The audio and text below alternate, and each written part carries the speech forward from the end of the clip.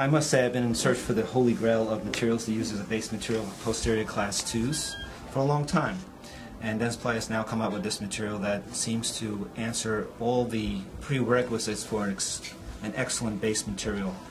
It has good fracture strength, good toughness, good depth of cure, an excellent degree of conversion, and most importantly, as we know now, it has a excellent reduction in the contraction stress. And contraction stress has now been shown to be the most important element in the marginal integrity of restorations, particularly in the deep part of a class 2 where you have limited access, minimal bond strength, and of course, because of the configuration of the cavity, the most stress that when this material polymerizes, goes from monomer to polymer, it is a very rigid structure, and it goes fast and it's rapid in that time of light polymerization. So you want to have material that adapts well, which this again does because it has a self-leveling effect and has good internal adaptation, but most importantly it has this modulator inside this resin that affects the amount of contraction stress that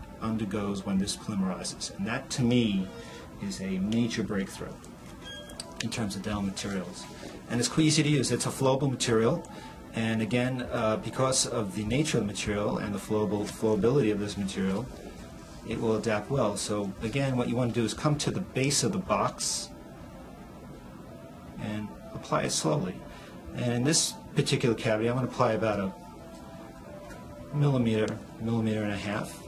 And this is an open sandwich restoration, so when I take off this matrix band, both these top layer and base layer will be exposed to the external environment. I like to take a little explorer, just tease it in, but as I found with this material, using it, I don't really need this explorer. This material adapts so beautifully to the base of the box. It flows in, and then again it has this self-leveling effect that I don't even need this anymore. Other materials that I use that have flowable or a low viscosity, I used to have to tease it in with an explorer, but this material really adapts beautifully, as you can see.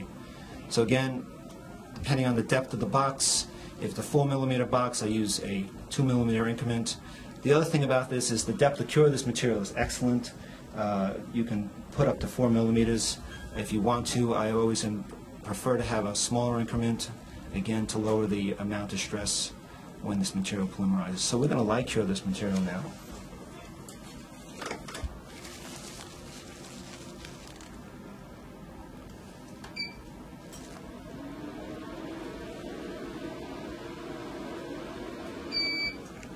And we'll just check it and make sure it's fully polymerized, which I fully expect it will be because I know it has an excellent depth of cure and degree of conversion, and that's again prerequisites for an excellent base material.